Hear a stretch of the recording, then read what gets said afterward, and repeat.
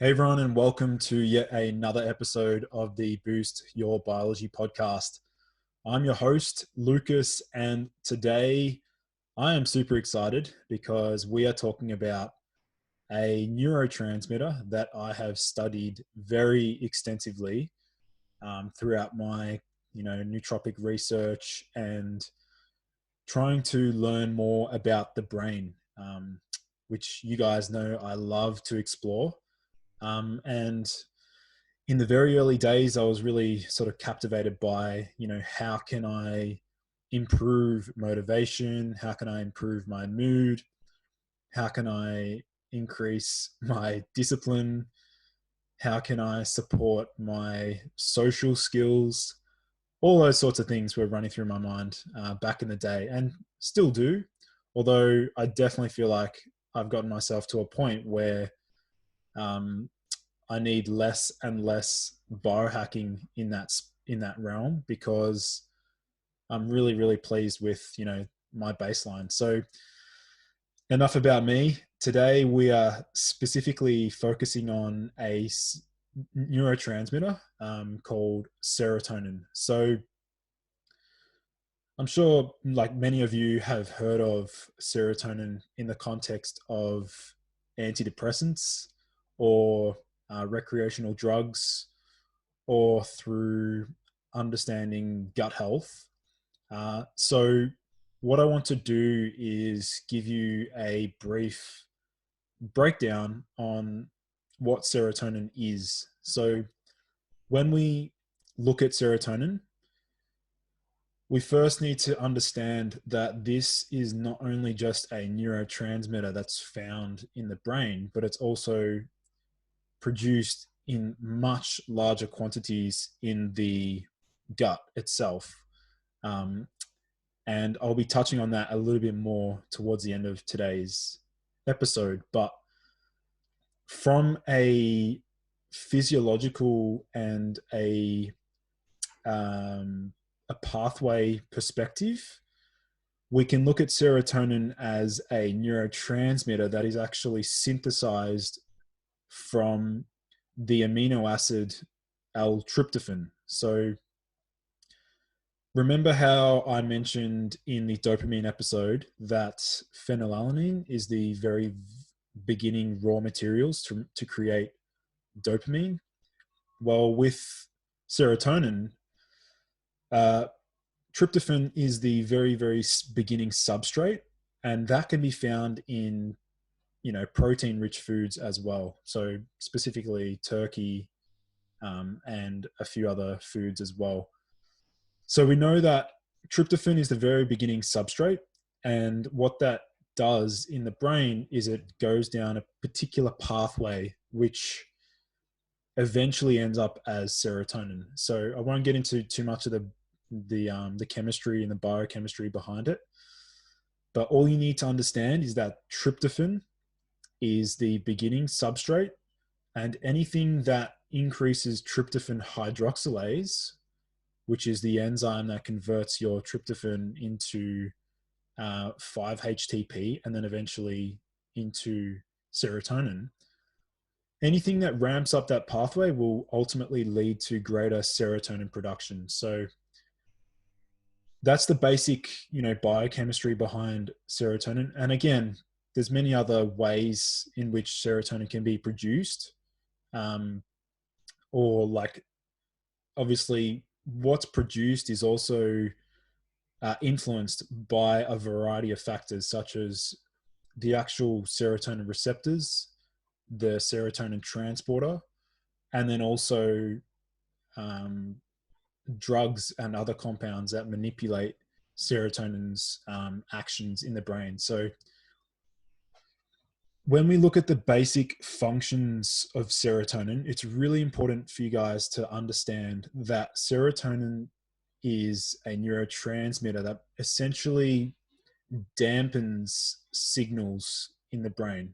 It's although it is known as both an excitatory and inhibitory neurotransmitter, its major functions are actually to signal the brain and the body to enter into survival and hibernation mode. So a good way to picture this is, for example, when you're in a very dark environment, the body actually releases more serotonin.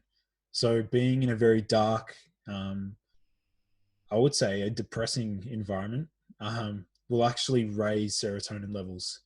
And you can also link this to, when it gets dark at night, the body wants to make serotonin because where does serotonin go to as well? Like what's the secondary metabolite of serotonin? Like we look at the pathway, serotonin actually goes down towards melatonin. And we know that melatonin is the body's master sleep regulating hormone. So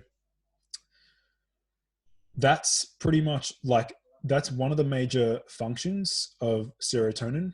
Um, However, one thing I really want to discuss is, trying to understand the high serotonin personality. So an individual with, and again, this is based off many of the rat studies and also what they've found in OCD patients, um, in people, people with ADHD. They've actually discovered that, serotonin, a serotonin dominant individual actually possesses the following traits. So the first one is tiredness.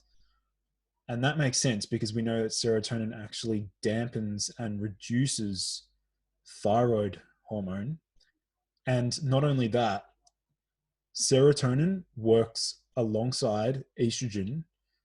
Well, estrogen actually works alongside serotonin to promote each other. They work hand in hand. So if you're looking at an individual with high estrogen, there's a good chance that they also have high serotonin. So first point I just mentioned was the tiredness. The next symptom or trait of somebody with high serotonin is rigid thinking. So somebody like this would have a hard time being witty or have difficulty, not locking onto a particular thought pattern. As in, like, they'll get stuck on particular thoughts. They have mental inflexibility. So, for example, let's say somebody asks you a question, you'll just answer it straight away without deviating or, maybe cracking a little bit of a joke or being sarcastic about it. Instead, somebody with a high serotonin state, they feel, very rigid, and they actually have reduced cognitive abilities. On the contrary to all of that, a high dopamine state will actually promote mental creativity and like confidence and ability to be sort of witty and even sarcastic. That's definitely one thing that's very much pronounced in dopamine dominant individuals. Um, they also, like a high serotonin state, they also experience a lot of anticipatory anxiety. So, for example, somebody who feels leading up to, let's say, a big event or something, or leading up to, I'd say just, let's use an example of like before a soccer game or before giving a talk. Individuals with a high serotonin state will actually have quite a pronounced anticipatory anxiety response. And I won't get into the complexities behind that, but that's related to one of the serotonin receptors, which heavily influences cortisol. Again, we know what cortisol does, and we know that there's a particular serotonin receptor that can actually stimulate cortisol secretion. So we've just spoken about some of the key personality traits of a high serotonin individual. We also know that they can be very overly analytical. So they can be overly analytical with like a negative bias to things. And they also have a reduced sense of pleasure, as in their pleasure system is actually blunted. They don't feel things like they used to. For example, things that should, for example, music or eating chocolate, things like that, if they are blunted and they're no longer as thrilling or as exciting as they used to be, then high serotonin is a possibility and can also be a factor contributing to that. Again, there's many other receptors, there's many other neurotransmitter systems that play a role in anhedonia, which is the inability to experience pleasure. But being serotonin dominant can very much produce that sort of response. And there are a lot of people who have, either used SSRIs and are still facing issues with this blunted feeling. And I'll probably dedicate an entire episode to that because it's quite a quite a big topic. So when we let's have a think about how stress actually influences serotonin. So one study that I found a while back was actually that caffeine can block the body's ability to release serotonin during times of stress, which sort of indicates that caffeine can be adaptogenic in a sense. Um, Again, it comes back to individual, variance and individuality with how you respond to caffeine. But from my experience, caffeine does help me cope better with stress. And it's probably related to its ability to lower serotonin. And also, obviously, we know that caffeine also increases dopamine and noradrenaline as well. So, on a different note, one other point about serotonin that I feel like not many people really discuss is that uh, being high in serotonin can actually cause glucose intolerance. Basically, being serotonin dominant can signal to the body to become or to respond to glucose like a pre-diabetic or a diabetic individual would. So it wouldn't surprise me if most type 2 diabetics also have elevated serotonin. And the mechanism and the pathway related to that is we've got to focus on the serotonin transporter, which is the SERT, SERT. And basically the function of the SERT enzyme, the serotonin transporter, is actually to recycle or remove serotonin from the synapse. So basically, we want to activate that that transporter to remove and eliminate a buildup of serotonin uh, from the brain. So basically, picture it like this: more SERT equals less serotonin.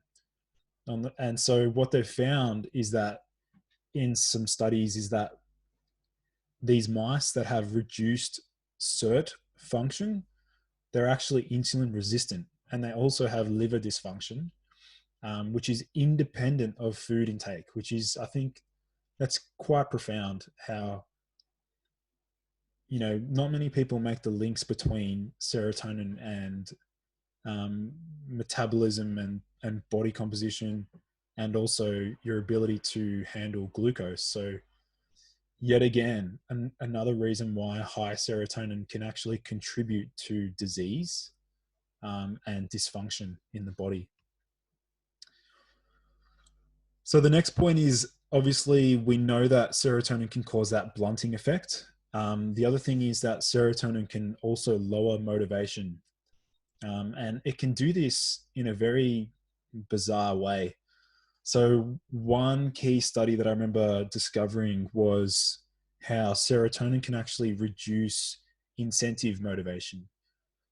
So in other words, increasing serotonin actually lowers one's desire to chase money, reward, or your goal, or a goal in general. So let me say that again. High serotonin states will decrease your desire to chase reward, money, or your goal. So, I mean, that's pretty profound. Uh, that's actually, again, that's not really discussed in the health and wellness space. And there's many mechanisms behind this. However, I do truly believe that, you know, and you can experience this yourself. If you're someone who tends to procrastinate or, struggles to get things done, um, what you can do, I mean, I'm not encouraging this, and this is absolutely not medical advice, but a good way to test this hypothesis is to deliberately increase serotonin.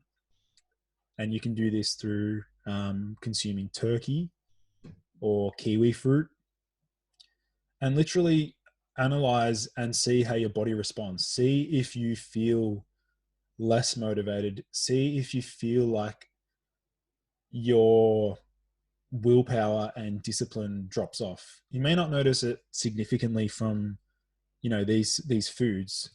A much more potent way to address this or analyze this would be through um, tryptophan supplementation, which again, this is absolutely not medical advice. And also, please do not use tryptophan if you are using any pharmacological antidepressants or any psychoactive drug, because that can result in something extremely dangerous known as serotonin syndrome, which one of my very closest friends actually almost died from serotonin syndrome. So it's definitely one thing you need to be cautious of if you want to deliberately increase serotonin. But if you're not currently taking any of those medications, then tryptophan, which is very easily available, not 5-HTP, I mean tryptophan, um, it's a pretty,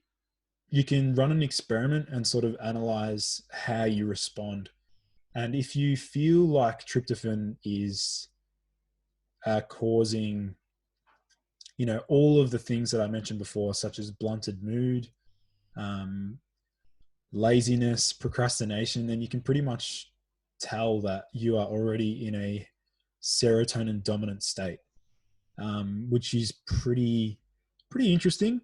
I mean, another way to go about that is also to experiment with the opposite to tryptophan, which is phenylalanine. And phenylalanine can also raise dopamine. So we can basically use that as like a probe to assess whether or not an individual needs support with either of those neurotransmitters.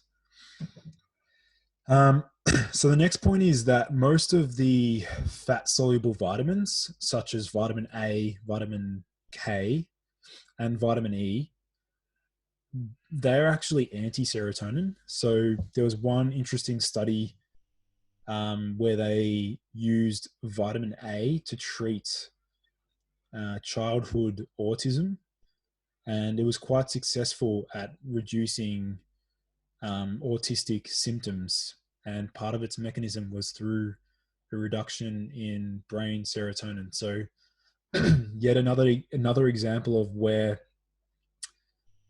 uh, or now we're talking about autism, and now we're seeing that autistic states are actually high serotonin. Again, not the only dysfunction, but a contributing factor. The next thing is So I just spoke about, some of the fat soluble vitamins. One key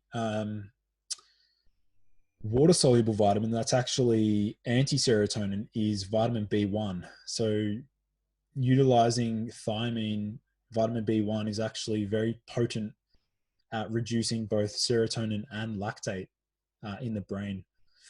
Again, it works very differently when used on its own versus when used in a B complex. In fact, I'm probably going to have to dedicate an entire episode to B complex supplements because they frustrate me. They actually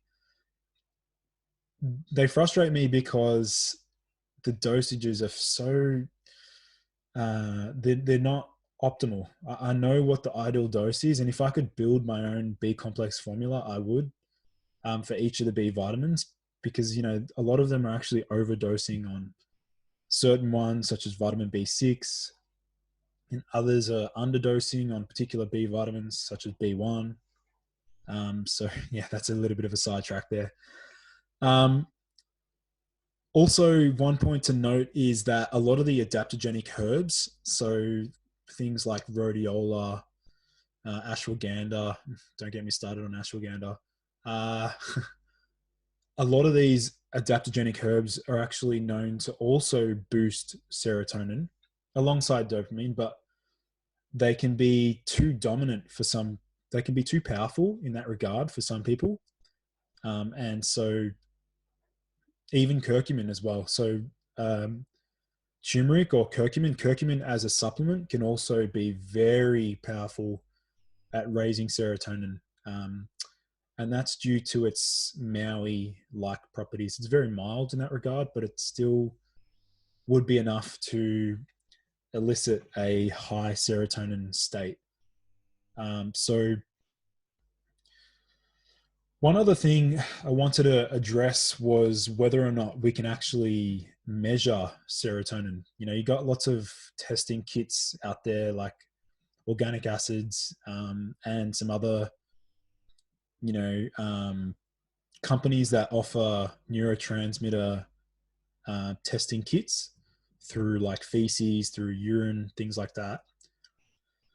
Well, my issue with them is that they are very I mean, they give you a little bit of a baseline, but they're very unreliable to really determine whether or not you're either high or low in a particular neurotransmitter. And so, and the reason why I mention that is because serotonin, for example, if it's elevated in one area of the brain, that can subjectively feel very different to when it's very high in another area of the brain. So again, it comes back to there's no possible way that we can, unless you literally slice your brain open and then do some assessments and put it in a lab and evaluate serotonin receptor density and production. It's literally impossible. And unfortunately, we just don't have the technology to properly evaluate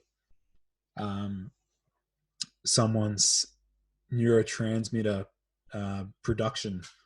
And again, the other point to that is it ultimately it doesn't matter when or how much of a particular neurotransmitter is produced. What really matters is how it's binding to its receptor site. So for example, with serotonin, there's I think at least 14 different receptor sites, and each one has a very different function. I already mentioned one of them to you before, which was that there's one serotonin receptor that actually stimulates cortisol release, which is the 2A receptor, and also the 5-HT4 receptor. Geez, I need to do a little bit more preparation before these. Got a lot of refreshment to do before these podcasts, so apologies if I'm a little bit rusty. I'll actually probably dedicate an entire episode to the different serotonin receptors, so we can dive into how we can hack them and biohack them and see if we can notice any changes to our physiology or to how we feel, just by manipulating these serotonin receptors. So that's pretty much it from me today. I wanted to make a short little uh, podcast to discuss serotonin, and I think it's important that we look at it not from the typical perspective that the media looks at it from, which is you know and again, I'm not completely bashing SSRI medications. However, I do really want to stress that these medications are extremely powerful, and they can be extremely damaging at the same time, because they can elicit genetic changes to the brain, which ultimately leads to uh, gene silencing and also receptor dysfunction, leaving someone in a forever dominant serotonin state where they no longer feel euphoria after running. They no longer feel rewards from, sweets, or they don't get the pleasure response from things that should make them feel good.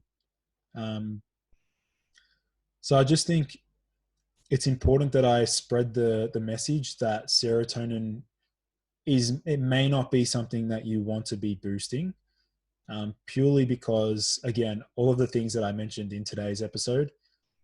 And one other point that I forgot to mention was that anything that irritates the gut. So anytime you consume any food or anything that irritate, or any filler or excipient from supplements or things like that, that can directly increase serotonin. So anything that irritates the gut lining in the small intestine, that can actually increase serotonin. So how, there's a lot of people that have gut issues, and if you think about it, when your gut's upset, you're upset. You're upset. Well, part of that may be because it's releasing serotonin, and that serotonin is making its way through to the brain, and then you're starting to feel depressed and crappy. So it's a perfect example of how you know uh, serotonin is not something that the body really wants to have elevated. It ultimately is the neurotransmitter that lowers metabolism and helps with sleep onset, and also gastrointestinal motility as well. So it also um, improves the ability for someone to pass stool. So, and that's a typical example of how serotonin dominance can actually increase diarrhea as well. So that's pretty much it from today's episode. I think I'll wrap up by stating one last thing, and that is to absolutely do your own research. I do not know your physiology. All I'm doing in these podcasts, and my mission is to give you guys the absolute autonomy, and I want to empower you with the raw science, things that can things that you can take on board and literally have a look at how it's affecting you, and then see if you can apply that to your lifestyle to see if that has any effect. Because ultimately, and you guys already know this, and that is that I really encourage you to become extremely self-aware with how you feel, how you're functioning, and take note on things that make you feel good, take note on things that make you feel bad. And because ultimately I know we all want to feel good, and I know it's tough to be like that. But when you have the tools, and when you have the science, which is what I'm bringing forward, and when you have the data, which is what I encourage, then it's pretty hard and then the right environment, then it's pretty difficult to not feel good every single day. Like I really do think it's possible. And this is what it's all about. We're just merging what we know with, traditional medicine and science, and then self-awareness to create the most ideal life. So that's it from me today, guys. Thank you for joining in, and I look forward to the next episode.